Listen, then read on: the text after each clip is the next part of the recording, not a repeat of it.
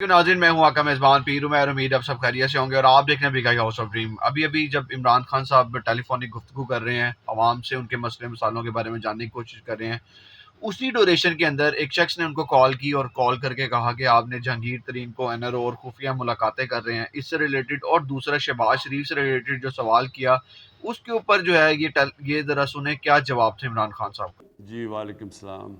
आपका शुरू दिन से मौक़िफ़ रहा है कि आप करप्ट हुक्मरानों और गलत प्रैक्टिस से पैसा बनाने वाले ताकतवर लोगों को कानून के कटहरे और इसकी गिरफ्त में लाएंगे। आपने बारहा कहा मैं किसी भी सूरत में इन्हें एनआरओ नहीं दूंगा।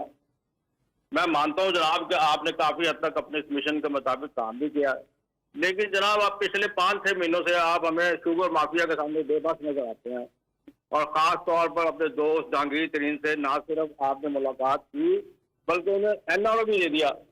और लोगों का तो ये मानना है कि अगर आप ऐसा ना करते और उनसे खुफिया मुलाकातें ना करते तो आपका बजट ही पास नहीं होना था। मेरा जी ये बड़ी आपने अच्छी बात की कि एनआरओ मैंने हमेशा कहा था मैं नहीं दूंगा। मैं पहले इसके ऊपर वाज़ेह हो जाऊं, फिर से मैंने शुरू में बात की थी, मैं फिर से करता हूं। देखें, एक होता है बड़ा डाकू, एक होता है छोटा चोर। छोटा चोर जो होता है ना, वो लोग तंग होते हैं, किसी की चीज़ चोरी कर ली, किसी का मोबाइल फ़ोन चोरी कर लिया, किसी का मोटरसाइकिल चोरी कर लिया, लोग तंग होते हैं। लेकिन इससे कौम कभी तबाह नहीं होती। कौम तबाह होती है जब एक बड़ा डाकू जो मुल्क का सरबराह, वज़ीर आला, वज़ीर आज़म, जब हम चोरी करते हैं, हम कौम को तबाह कर देते हैं, मकरूज़ कर देते हैं। अब आपको मैं सिर्फ एक मिसाल देता हूं। शहबाज शरीफ, इसका जो केस चल रहा है, ये जो बाहर जाने की कोशिश, भागने की, जाने की नहीं, भागने की कोशिश कर रहा है, इसके ऊपर सिर्फ ये एक केस है। 7 अरब रुपए का ये मनी लॉन्ड्रिंग का केस है, 700 अरब रुपए का। ये सिर्फ एक केस है, इसके अलावा और केसेस हैं इनके ऊपर इतनी किताबें हैं केसेस की।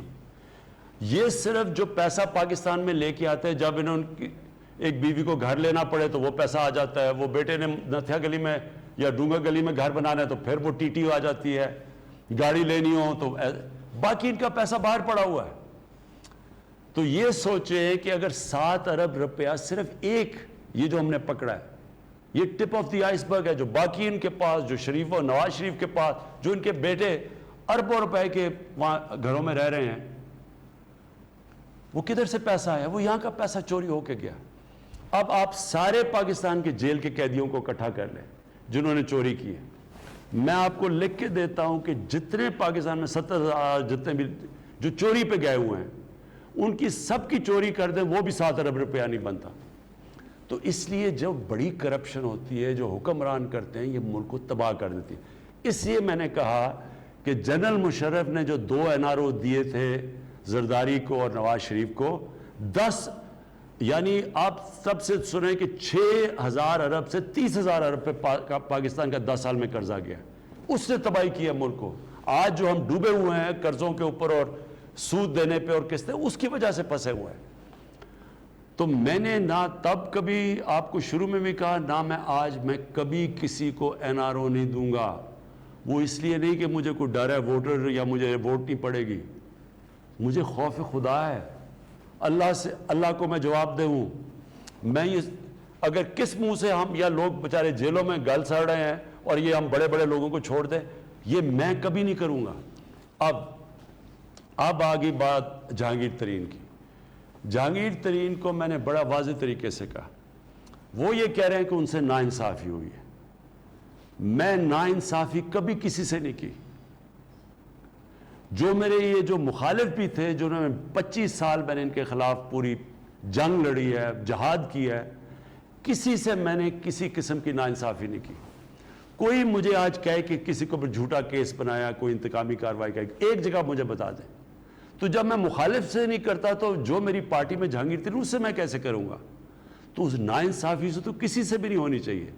लेकिन ये मेरा आपको वादा है कि ये जो चीनी के अंदर जिन्होंने चीनी महंगी करके लोगों से, अवाम को तकलीफ पहुंचा के, गरीब लोग चीनी खाता, उसके लिए चीनी सब कुछ है, ان کو نقصان پہنچایا. یہ میرا آپ سے وعدہ ہے, کبھی میری گورنمنٹ چلی جائے ان کو NRO نہیں ملنے لگا. اور میں آپ کو سامنے ایک چیز میں نے دیکھا لوگوں کو بتانے کے لیے کہ کتنا فرق ہوتا ہے جب آپ طاقتور ہوتے ہیں. اس ملک میں کرتے کیا رہے ہیں, جو طاقتور ہے وہ کیسے اس ملک کو نقصان پہنچاتے رہے ہیں. اب سارا جو ملک کا ٹاپ جتنے بھی بڑے بڑے سیاستدان اور جو طاقتور, وہ سارے شوگر ملز ان کی ہیں, سب کی شوگر ملز ہیں. اب وہ شوگر میں آپ یہ سوچیں کہ 1 روپیہ جب چینی مہنگی ہوتی ہے تو 5 ارب روپیہ عوام کی جیبوں سے نکل کے شوگر ملز کے پاس چلا جاتا ہے. اگر 20 اور ہمارے دور میں 25 روپے چینی مہنگی ہوئی تو یہ سوچیں کہ 100 ارب روپے سے زیادہ عوام کی جیبوں سے نکل کے شوگر ملز کے پاس چلا گیا. لیکن وہ شوگر ملز جو سارے طاقتور کے پاس ہے, اب یہ ذرا سوچیں کہ انہوں نے آج تک ٹیکس کتنا دیا ہے. 5 سالوں میں ہم نکال رہے تھے, انہوں نے 5 سالوں میں ٹیکس کتنا دیا ہے, 22 ارب روپیہ. اس میں سے ان کو ریفنڈ کتنا ملا ہے, 12 ارب روپیہ. تو رہ گئے صرف 10 ارب روپیہ انہوں نے ٹیکس دیا ہے. اور ان کو 5 سالوں میں سبسڈی کتنی ملی ہے, 29 ارب روپیہ. یعنی کہ پاکستان کو یہ جو طاقتور ہیں, یہ کیونکہ یہ طاقتور ہیں, ایوانوں میں بیٹھے رہے ہیں, ان کے شریفوں کی بھی شوگر ملز ہیں اور وہ زرداری کی بھی شوگر ملز ہیں, نہ یہ ٹیکس دیتے ہیں. چینی جب چاہیے مہنگی کر دیتے ہیں. چینی بن جاتی ہے 3 مہینے میں, گنا جاتا ہے شوگر مل میں, چینی بن گئی, لیکن سارا سال چینی کی قیمت اوپر جاتی رہتی ہے. اس لیے ہم نے ان سارے مافیاز, یہ میرا وعدہ ہے آپ سے, سارے مافیاز کے اوپر کوئی کسی سے رعایت نہیں ہوگی, لیکن نا انصافی کسی سے نہیں ہوگی.